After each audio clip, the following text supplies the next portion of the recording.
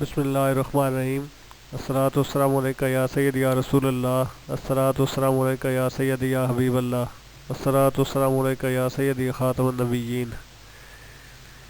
طب نبوی پارٹ 4 کے سلسلے میں آج کی ہماری ویڈیو طاعون، اس کے علاج اور پرہیز کے بارے میں ہے۔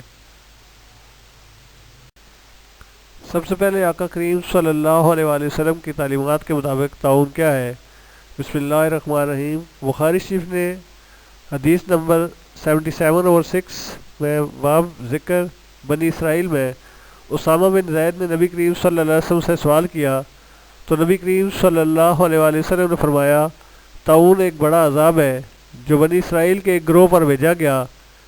اس طرح یہ عذاب ان لوگوں پر مسلط ہوا جو تم سے پہلے گزر چکے تھے۔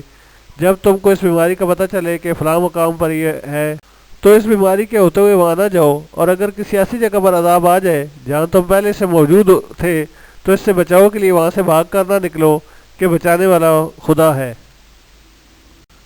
اس طرح بخاری نے طب 162/10 اور مسلم نے حدیث نمبر 1961 میں روایت کیا ہے کہ نبی کریم صلی اللہ علیہ وآلہ وسلم نے فرمایا، طاعون سے مرنا ہر مسلمان کے لیے خدا کی راہ میں جان دینا ہے۔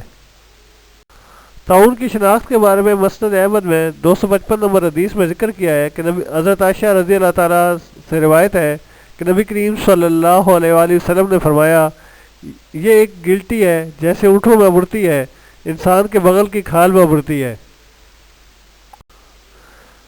وبا والے علاقے سے دور رہنے کی حکمتیں بے شمار ہیں۔ ان میں سے کچھ ہیں میں نمبر 1، پریشان کن حالات اور اذیت ناک صورتحال سے پرہیز کرنا بہتر ہے۔ نمبر 2، ایسی فضا میں سانس لینے سے بچاؤ جس کا ماحول فاسد ہو چکا ہو ضروری ہے۔ نمبر 3، جو لوگ بیمار ہو چکے ہوں ان سے دور رہنا چاہیے تاکہ تندرست لوگ محفوظ رہیں۔ اس طرح ایک حدیث میں روایت ہے کہ نبی کریم صلی اللہ علیہ وآلہ وسلم نے فرمایا، وبا میں گھسے رہنا ہلاکت ہے۔ ان حدیث نبی صلی اللہ علیہ وسلم سے ثابت ہوا کہ وبا زدہ علاقے میں جانے اور وہاں سے بھاگ نکلنے کی دونوں صورتوں سے منع کیا گیا ہے۔